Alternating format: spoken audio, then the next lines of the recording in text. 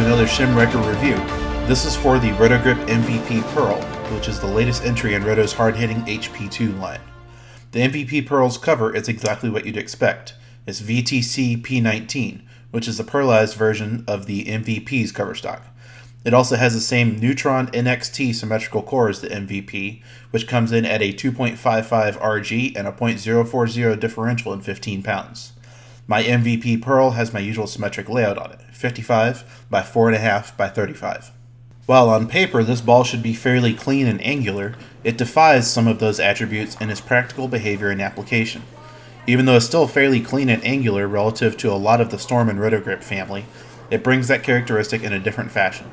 It's pretty easy through the front part of the lane, but it also never really feels like it's going to sail past the spot. And if it does, that means you probably shouldn't be throwing it anyways. It creates a big directional change if you give it friction, but does so while also creating a very heavy forward roll through the pins that brings a frankly shocking amount of control to the equation.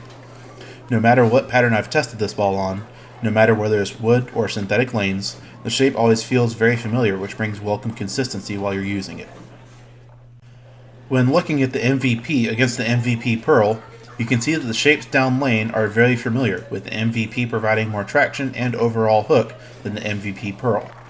This makes a lot of sense because the layouts are identical to within 1/4 of an inch, the covers are identical aside from being Pearl and hybrid variants of the same base formula and the different pigments used in each cover, and the surface prep and core are also identical between the two balls. The HP2 line has a legacy of some bold, overpowered reactions for the price point, and both the MVP and MVP Pearl carry this on. The MVP was a lot of fun to throw when I drilled it, but also ended up just flat out being too much ball in some situations, which is bizarre to think about for a shiny higher RG mid-performance piece. The MVP Pearl seems to improve on this, at least with how it matches up for me. The shapes and how they respond to friction feel almost identical, but the bit of extra length and delayed reaction that the MVP Pearl provides brings it into a better window of usability to do its thing, while also not overlapping too much with my shiny asymmetrics. Yes, I'm comparing these two balls to ASIMs because realistically they are much closer in reaction traits to a shiny ASIM than to something like a high road Pearl, for example.